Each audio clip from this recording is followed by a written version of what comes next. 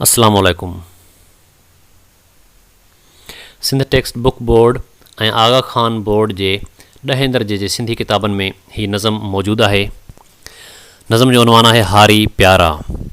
हिन जो शाइर आहे बिरदो सिंधी। अॼु असां हिन नज़म खे सम्झण जी कोशिशि कंदासीं। नज़म खे सम्झण खां अॻु में कुझु नज़म में मौजूदु कुझु नवनि लफ़्ज़नि जी माना असांखे सम्झणु घुरिजे। थी सघे थो हीअ लफ़्ज़ तव्हांजे लाइ नवां न हुजनि, पर पोइ बि सम्झी था वठूं। सघारा माना सघ वारा या ताक़त वारा, ताक़तवर। जीअ जियारा माना सहारो या हमदर्द। महल माना मौक़ियो या वक़्तु। मल्हाइण माना निभाइण। खेत माना बनी, ज़मीन जंहिंमें असां फ़सुलु पोखींदा आहियूं। संग माना साथ। संग माना पथर, कणिक जो सिटो या अन वारो हिसो। संग जूं असल में घणियूं मानाऊं आहिनि, पर हिन शाइरी में जेको संग लफ़्ज़ इस्तेमालु थियल आहे उन जी माना आहे साथ। सलो माना जेको ॿूटो ज़मीन में पैदा थींदो आहे, तमामु नंढिड़ो ॿूटो हूंदो आहे, जीअं ज़मीन मां निकिरंदो आहे त उनखे सलो चइबो आहे, या गौच बि चइबो आहे। केच माना घणाई या घणा। खरार चइबो आहे कणिक जे वीहनि मणनि खे। ऐं खरार जी जेका लफ़्ज़ी माना आहे उहा आहे खर वार, यानी गॾह वारो या गॾह ते खणण जेतिरो वज़न। पर अॼुकल्ह असां जेको इस्तेमालु कंदा आहियूं खरार, उहो कणिक जे वीहनि मणनि खे इस्तेमालु कंदा आहियूं। ऐं हिन शाइरी में असां खरार वरी बि इस्तिलाही माना कमु आणींदासीं, तमामु घणाई या घणो। गुण माना ख़ूबियूं या सुठियूं ॻाल्हियूं या तारीफ़ूं। हिन शाइरी में कुझु इस्तिलाहनि जो बि इस्तेमालु थियलु आहे, ऐं इस्तिलाह ही आहिनि। पाण मल्हाइण माना पंहिंजी हिमत सां पंहिंजो पाण कमु करणु, पंहिंजी ज़िमेदारी पाण निभाइणु, यानी ॿिए ते न भाड़णु, ॿिए जो आसिरो न करणु, उनखे पाण मल्हाइणु चइबो आहे। मींहुं वसाइणु असल में चइबो आहे तमामु घणो कमु करणु, घणी महिनत करणु, वॾी हिमत करणु। रंग लाइण जी असली इस्तिलाही माना आहे त कंहिं बि कमु करण मां को नतीजो निकिरणु, को फ़ाइदो हासिलु थियणु, उनखे चइबो आहे रंग लाइणु।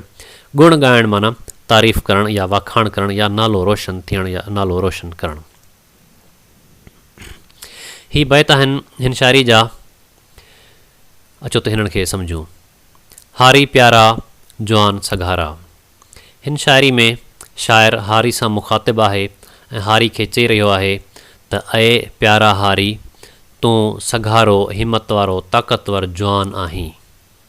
मुल्क मिठे जा जीअ जियारा माना तूं असांजे प्यारे वतन जो सहारो आहीं, असांजे वतन जो हौसलो आहीं, छो त तुंहिंजी तमामु वॾी अहमियत आहे। महल मिली अथई पाण मल्हाइज माना तोखे मौक़ियो मिलियो आहे, हाणे तूं पंहिंजी हिमत करे ॿिए कंहिंजो बि आसिरो न कजां, पाण तमामु घणी महिनत कजां। महिनत जा के मींहुं वसाइज माना तूं तमामु घणी महिनत कजां। टे बैत में शाइर चवे थो, तुंहिंजी महिनत लाए रंग, ॾुख वञनि थिए सुख जो संग। माना तुंहिंजी महिनत मां तमामु सुठा नतीजा निकिरंदा, तमामु सुठा फ़ाइदा हासिलु थींदा, ऐं ॾुख हितां ख़तमु थी वेंदा, ऐं असांखे सुख जो साथ यानी ख़ुशहाली ऐं ख़ुशी जो साथ नसीबु थींदो, मिलंदो।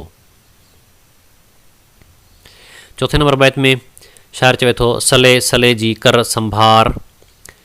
माना जेके ॿूटा ज़मीन मां निकिरनि उहे तमामु घणा नाज़ुक हूंदा आहिनि, उन्हनि जी हिफ़ाज़त करणी पवंदी आहे, उन्हनि जी सार संभाल करणी पवंदी आहे। त शाइर हारी खे चवे थो त जेके बि ॿूटा आहिनि, हर ॿूटे जी संभाल कर। कणे मंझां थियनि केच खरार, त जीअं हिकु हिकु कणे मंझां, हिकु हिकु कणिक जे दाणे मंझां तमामु घणो अन्न पैदा थिए। कणिक जा 20 मण यानी तमामु घणाई में कणिक पैदा थिए। बुख बीमारी कढ भॼाए माना त मुल्क मां बुख बीमारी यानी ॾुख तकलीफ़ूं मुसीबतूं तूं हटाए छॾ, भॼाए छॾ, हितां कढी छॾ। तुंहिंजा गुण ज़मानो ॻाए, त ज़मानो यानी अवाम या माण्हू ख़ल्क़ तुंहिंजी तारीफ़ करे। तुंहिंजी महिनत मुल्क जो मान, तूं जेका महिनत कंदे उन सां हिन मुल्क जो मान वधंदो, असांजो वतन तरक़ी कंदो। शाल जीअं तूं हारी जवान। आख़िर में शाइर हारी खे दुआ ॾींदे चवे थो त तूं शाल सदाईं सुखियो हुजीं, वॾी हयाती हुजे, तोखे वॾी हयाती मिले, ऐं तूं सदाईं ज़िंदा रहीं। आख़िर में शाइरी जो मरकज़ी ख़्यालु छा हूंदो आहे? मरकज़ी ख़्यालु उहो हूंदो आहे त शाइर जॾहिं ही शाइरी कई त हुन जे ज़हन में कहिड़ा ख़्याल हुआ। हिन शाइरी पढ़ण खां पोइ असांखे इहा ॻाल्हि सम्झ में अचे थी त शाइर हारी जी अहमियत, हारी में उमेद ऐं आसिरो ऐं हारी जी तारीफ़ बयानु कई आहे। इहे ई शाइर जा ख़्याल हुआ त मां इन्हनि ख़्यालनि ते पंहिंजी शाइरी करियां। त असां जॾहिं शाइरी जो मरकज़ी ख़्यालु लिखंदासीं त ईअं लिखंदासीं त हिन शाइरी में शाइर हारी जी अहमियत बयानु करे थो, हारी में उमेद ऐं आसिरो ॿुधाए थो ऐं हारी जी तारीफ़ कंदे आख़िर में हारी खे दुआ ॾिए थो। शाइरी जूं सम्झाणियूं पूरियूं थियूं।